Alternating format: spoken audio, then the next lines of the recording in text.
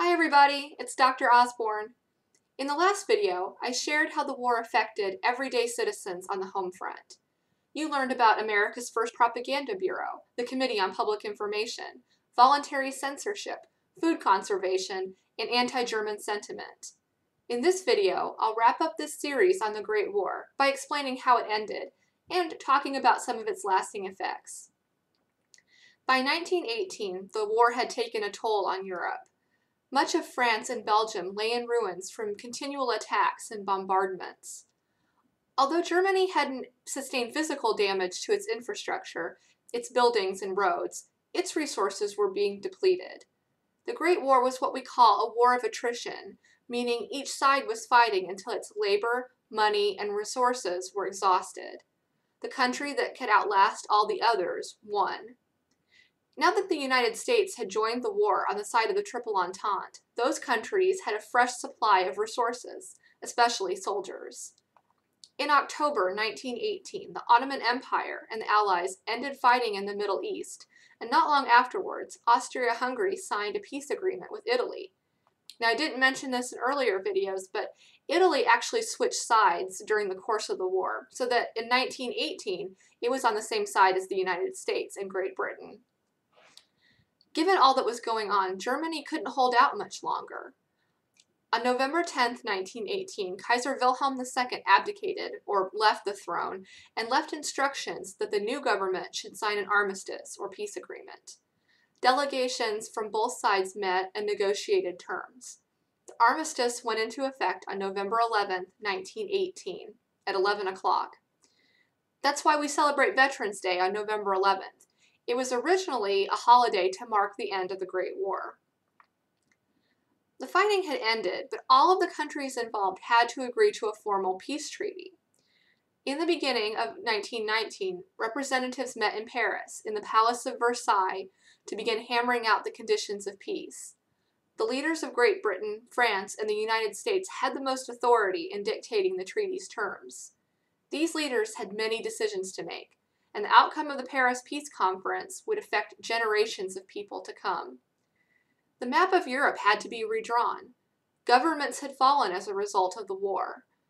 Germany's Kaiser had fled to the Netherlands, and there was a new government in place. The Ottoman Empire was crumbling. Austria-Hungary would soon become separate countries. Tsar Nicholas II and his family had been executed in the course of the war, and the Bolshevik Party was now in control of Russia. David Lloyd George, the Prime Minister of Great Britain, and Georges Clemenceau, the Premier of France, wanted very harsh terms for Germany. Basically, they wanted to blame the entire war on Germany and to punish it. President Wilson didn't want to punish Germany as severely, but he also had his own agenda for peace, which he called the 14 points, because there were 14 parts to his plan. I'm going to talk about two of these points in more detail.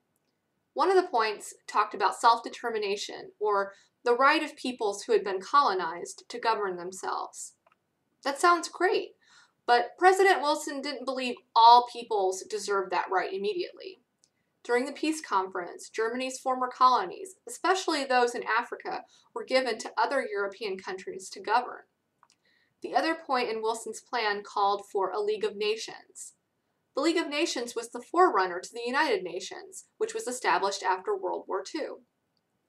President Wilson envisioned that the League of Nations would prevent future war, that countries could work out their differences simply through negotiation.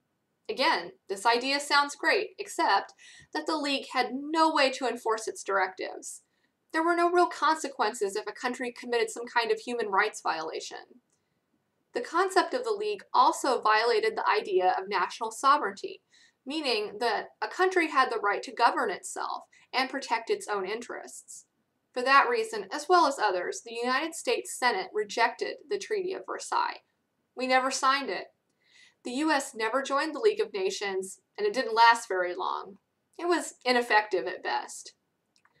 The treaty also placed enormous restrictions on Germany.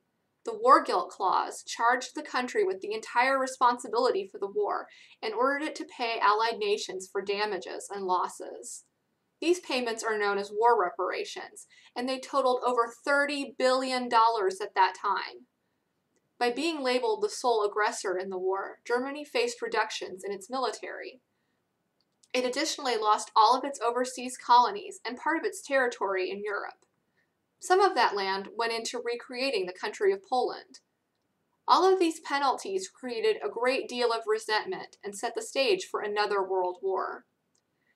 After many months of deliberations, the Treaty of Versailles was signed on June 28, 1919, exactly 5 years to the day that the Archduke Franz Ferdinand was assassinated.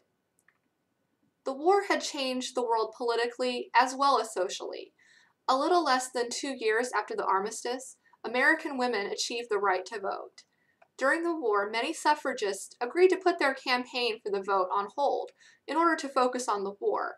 But a few brave women, such as Alice Paul, continued to protest for equality. They endured physical abuse, and some were even arrested on made-up charges. Their treatment was publicized in the newspapers and contributed to the passage of the 19th Amendment on August 18, 1920.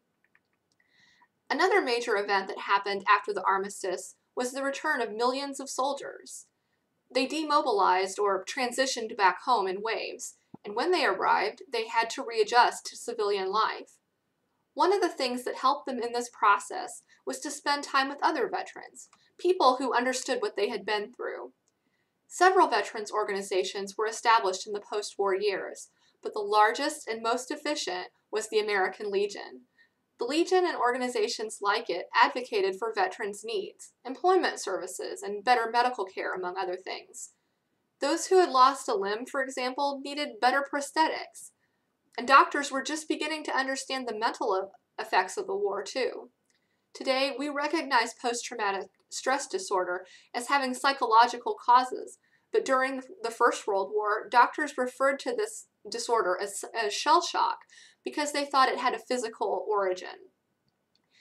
Veterans organizations also lobbied for the creation of a Veterans Administration, part of the government, to give these former soldiers access to the care and services they needed and deserved. I'll talk more about the American Legion in my next series on the 1920s and 1930s. Watch for my next video on the Red Scare. See you soon!